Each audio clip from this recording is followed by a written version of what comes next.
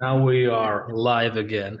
Perfect. Now we have your camera also, so Yeah, yeah, now they can see me. Okay, here we go. Hi, everybody. Welcome to a new talk with myself, Arne van Haken, and Tommy Nistrom about Krav Maga and the ecological dynamics approach towards training Krav Maga. Tommy, I really had fun in our last talk, and I was wondering if we could talk today about the aspect of training towards reality, because we all know Krav Maga is one of the most realistic self-defense systems. So I was wondering, what do you think about when people say it's a realistic self-defense system? yeah, the we always have to start from defining, of course, the what we mean by realistic. And for me, the realistic comes from so the attacks would end the problems that we are dealing with. Well, attacker behavior would be alike in reality. And this is one of the points. So there would be the speed of the attack, there would be some of the emotions that are involved in the attack. And then, of course, one part is the training environment that's a bit harder to arrange, sometimes to be as realistic as possible, especially if you are training with a group. Then as our emotions would go to the realistic part where we feel a bit uneasy, a bit perhaps even scared. And then that affects, of course, our body positions and stuff like that. So there's a lot of things that to make the things real.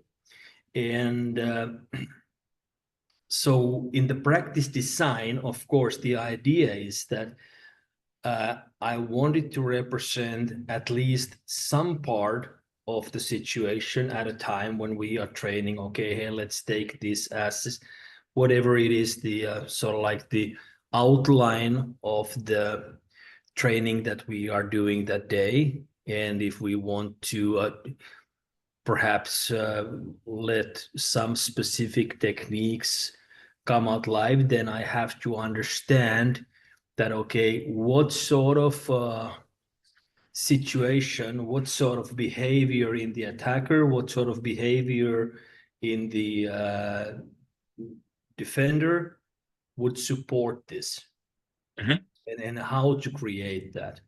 So mhm, uh, those are the artifacts of the reality. So think about the attacks in the uh, academic literature. We talk about information in general. So I am getting the inputs in a way that, hey, that would make me respond in a certain way in the given situation. So if I am to be startled, so then of course with fast motion, I will always be startled or something sudden happening. Then the reality of that information. So realistic information means that it's if we are training, let's say, like a defense against, like a hand grab or something like this. This is just the first part of that, attack. Somebody got hold of your hand and now they are doing something else. So then to bring in the whole attack, and that will lead you to actually training solutions from that timeline. mhm. So if that somebody grabs from your hand and then takes a hold of you and tries to carry you away, or put you to the ground and continue, punching you or kicking you on the ground, then I think the reality, if we're training realistically, we should describe that whole sequence. And what I use is that I train the attacker behavior. That's like the warm up. Hey, now let the attacker, do you this, and then you start to live along, and then people will naturally start doing some defenses. And as I observe, what's happening, and I see that, okay, what sort of solutions they are, bringing in. And then I just have to remind the attack players that don't be stunned, at this motion. You are just, playing around. You are just, warming up. Don't go into, this is not about winning and losing now. This is about,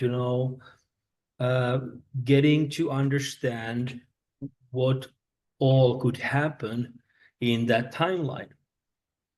And then to choose okay, let's take that part of the timeline, what sort of motions are we feeling here, and what would be now the answer if you are early, and then what will be the answer if you're late will be, like the next sequence. And then we can, start playing this around. So that's my take. I want to first, again, we are dealing with law-abiding citizens who are not attacking anybody, as their primary function. This is usually the case. So the hardest part of reality is to bring out the realistic attacker behavior, even in a slow and sort of like a scaled down version of it. It doesn't have, as I always say, it doesn't have to be fast. It just needs to be consistent, and then it can become faster and faster. But yeah, that's generally my take on the reality. So the whole attack, what the attacker wants to do. Nobody just wants to get hold of your hand and stop there. Yeah, I love that, because that's really the realistic part. Indeed, when you want to train on realism, the attack has to approach realism. For example, when you're getting choked, I can put my hands on your neck and do it really softly, but you won't have the startling response that you normally have, and you can't train to have the real reaction and change it to a response.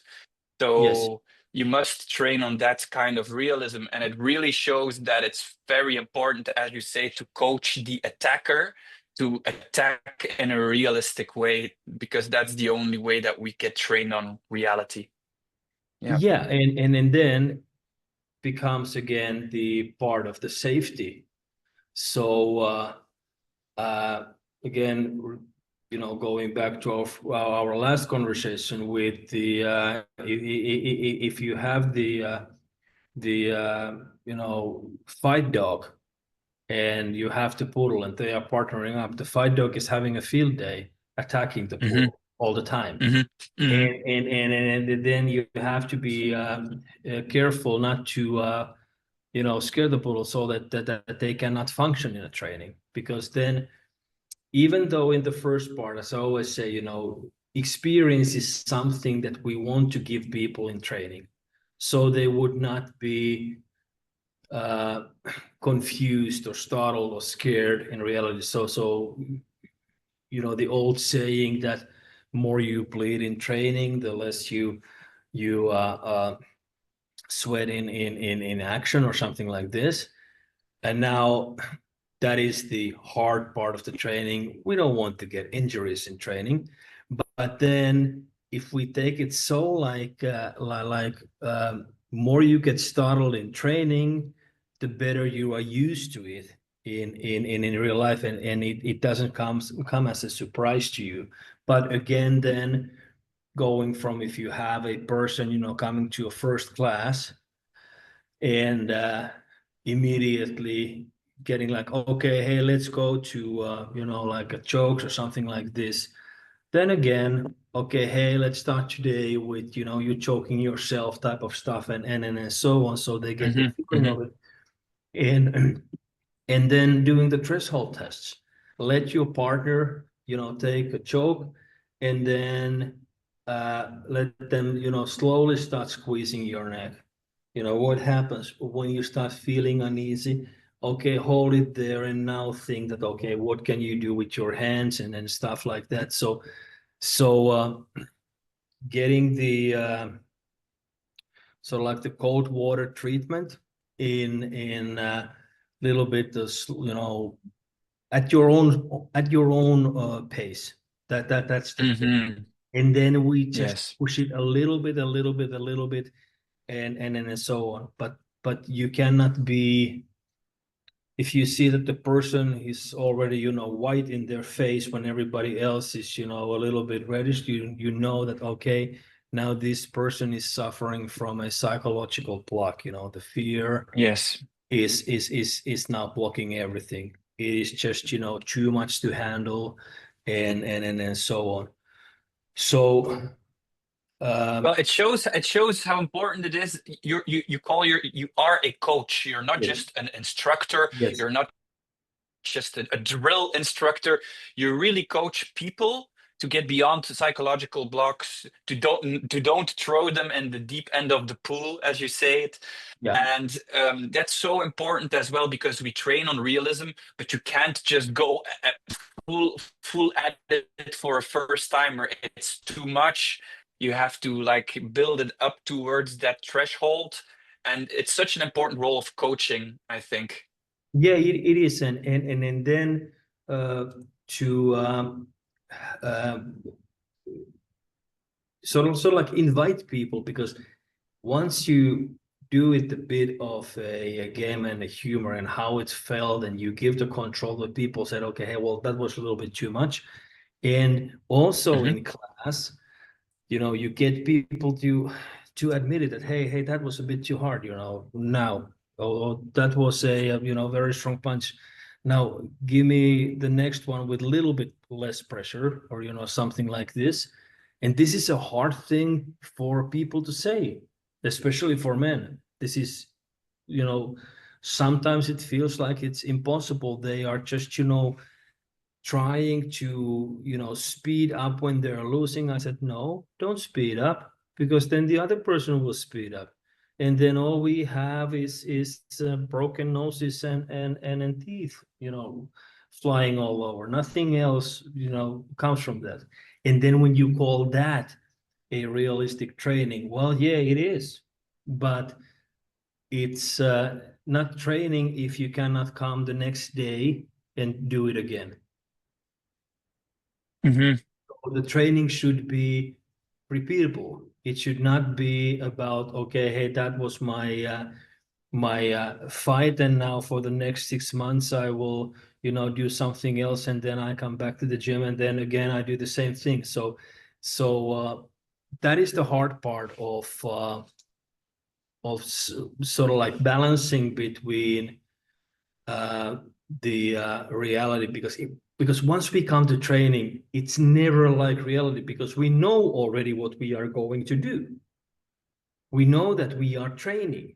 So in that way, we can never be in training like we would be in real life, especially when we talk about self-defense, because things happen so fast, and they come as a surprise to you. Even though if you are anticipating something, it's still a surprise, and so on. So, given that, then we just have to think that, okay, what is the safest way for us, to do, stuff like this right now.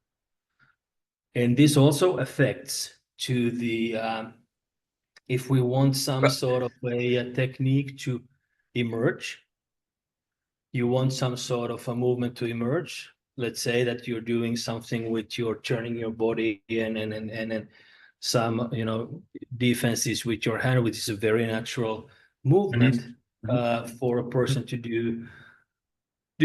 But then if the person is already, like putting their chin down and doing this, I said, well, and if that is your reaction, that will not be your response. You need to be surprised. So then I will, be perhaps say, yeah, but I always do like this. And then, I said, well, okay, that is fine. Then let's have another movement for you, because if you want to do it like that, and then somewhere in the middle of the training, I will just go and surprise them, and then they will be like this. I said, well, why didn't you do this? You said that you always do this. And then, it's just, to, make a point a little bit, like say that, hey, there are no absolutes in self-defense. We can never be training just from one position. We just, we cannot not be like that. It makes me think of Mike Tyson, who said everybody has a plan until they get punched in the face. Yes,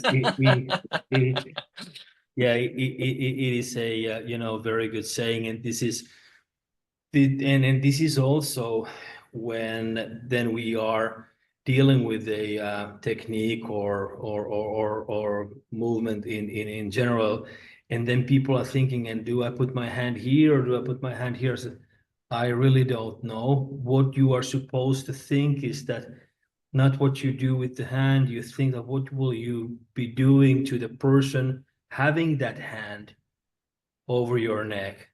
And then, because once you have the attacker motion, then I say that every time the easiest solution to everything is, just if you can get the person startled, if you can, put their mind on fire, if you can put their body on fire, so they need to be moving out, then it's going to be easy. But if you start like grabbing from the hand, which is a very natural movement, but you forget that you cannot wrestle a person who is stronger and who is already in their mind.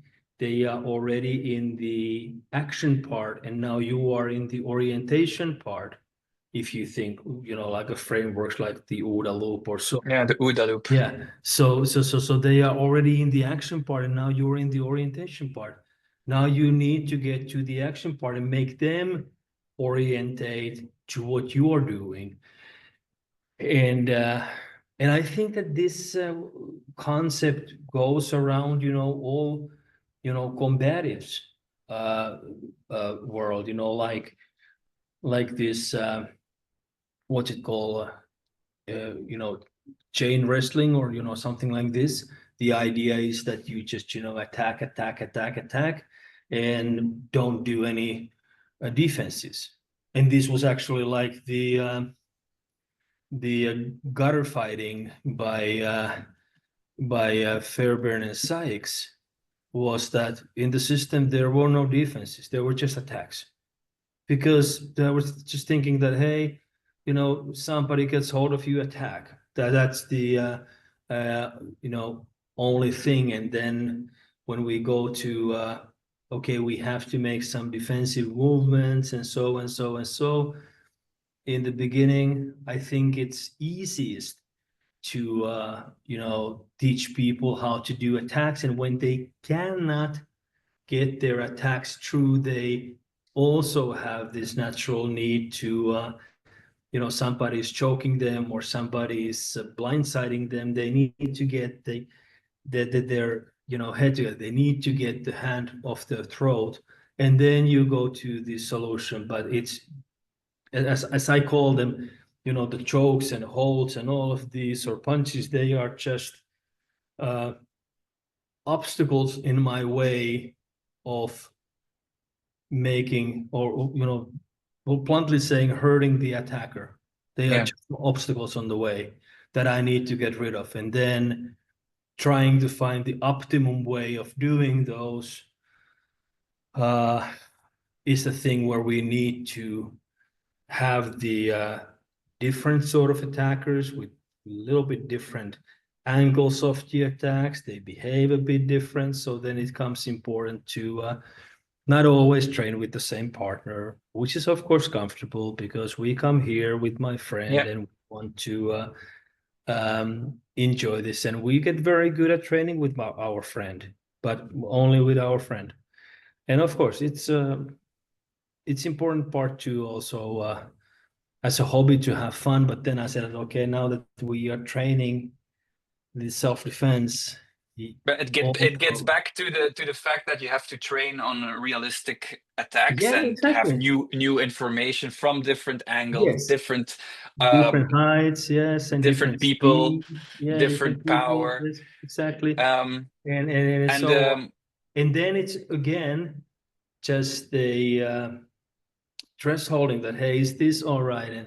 And because at the same time when we're training the attacks, what we are training important skill, because then we are training that, hey, like if I have my hands here and I need to punch, it's not first lower the hand and then punch, because everybody sees this, but it comes from here. I start punching from here, and then the attackers can be like, over here, and they can be punching from here, or just, snapping to your throat, very quickly, and something like this.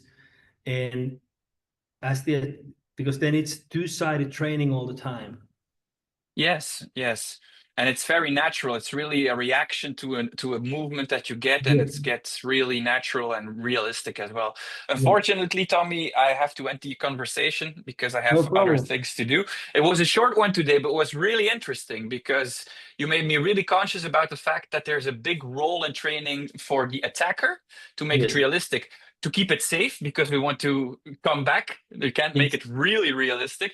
We have to be conscious that every drill we do, every exercise has a handicap. We can't go full yes. force on our opponent, but we can go full force on the cushion. But Yes. we can really grow by being conscious of this handicap and grow by training on realistic attacks. And Totally. that way these movements can emerge, like you Yes. say, Yeah. um, in a natural way. So that's beautiful. Yeah. Yeah, exactly. Exactly. And the same thing uh, is that when we're doing boxing drills, and if the meat master is not, demonstrating the effects of the punch, but they are just, standing there because, it's like this, and then they're just standing there. They don't allow you, the trainee, to move. It's not going there. And then I have the saying that if your meat master doesn't move, just punch them to the face every once in a while, and they will remember. Oh yeah, I needed to Yeah. describe, my hand needed to be my face, or my hand needed to be my body with the attack, and so on. So yeah, Yeah. that actually moves me. Or So then, actually, you coach every student to be a coach to the other student as well, yeah, to be a exactly, good exactly. So partner. every Yeah, session is quite much train the trainer type of stuff. But anyway, beautiful, yeah, beautiful. yeah, that's how it is. Tommy, thank you for this amazing conversation. It was short, but it was full of insights, and I hope we can do this again next week. That would be Exactly. nice. Yeah, good. All right. Perfect. See you then, Have a good Tommy. one. Bye See bye. ya. Bye.